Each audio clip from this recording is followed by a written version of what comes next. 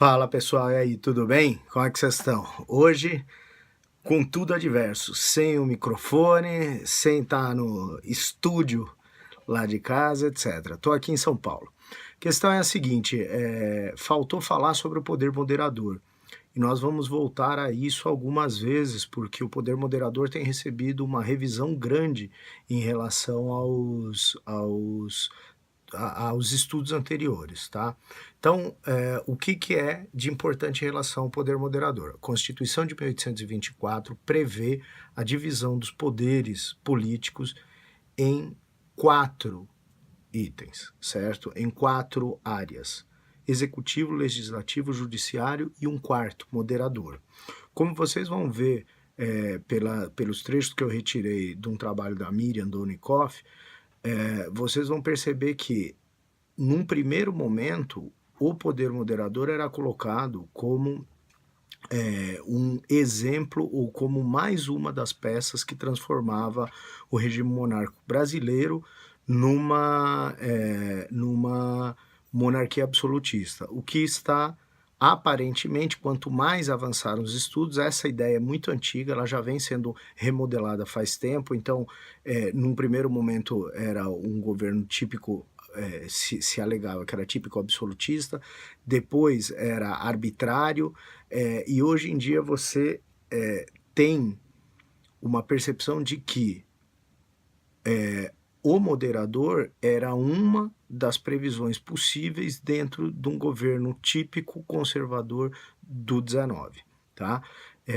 Então, quais eram, por exemplo, qual é a grande questão do poder moderador? O que a gente precisa pensar é o seguinte: não existe justificativa óbvia para você dizer que o poder político deve ser dividido em 3 e não em 4, ou em 4 e não em 5, ou em 5 e não em 6, e assim por diante. Na verdade, a única restrição é a concentração ou o exercício do poder, o exercício das ações políticas dentro de um único poder. Então, se só existisse executivo, ou se o executivo tivesse todas as funções de todos os demais, isso é um problema. Em que medida se avançou as pesquisas sobre isso? Na verdade, pela leitura do regime representativo, você tem a percepção de que existe constantemente uma intervenção. A intervenção de um poder sobre o outro, ou seja, ela não seria sinônimo de absolutismo. Ao contrário, essa interferência entre os poderes é o que faz a relação entre os diversos poderes políticos e seria o espírito da divisão de poderes, ou seja, a mentalidade de você dividir o poder em várias frações, essa seria o fundamento para você vigiar, ter a vigilância de um poder sobre o outro, certo? Então, falando simploriamente para este primeiro momento aqui, para a gente marcar mais ou menos um território, para daí a gente reconstruir isso no segundo reinado.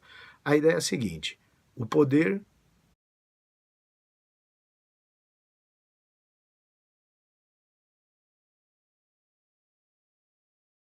político no Brasil, a partir da Constituição de 1824, era dividido em 4.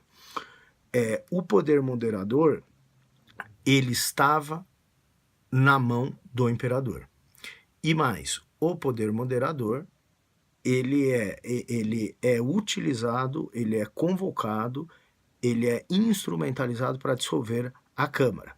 O que acontece é que, quanto mais avançaram os estudos sobre as dissoluções que houveram, e especialmente sobre as câmaras, a Câmara dos Deputados que retornou pós-dissolução, você vai perceber que o número de nomes, a coincidência de nomes de pessoas que voltam na legislatura seguinte era muito alta.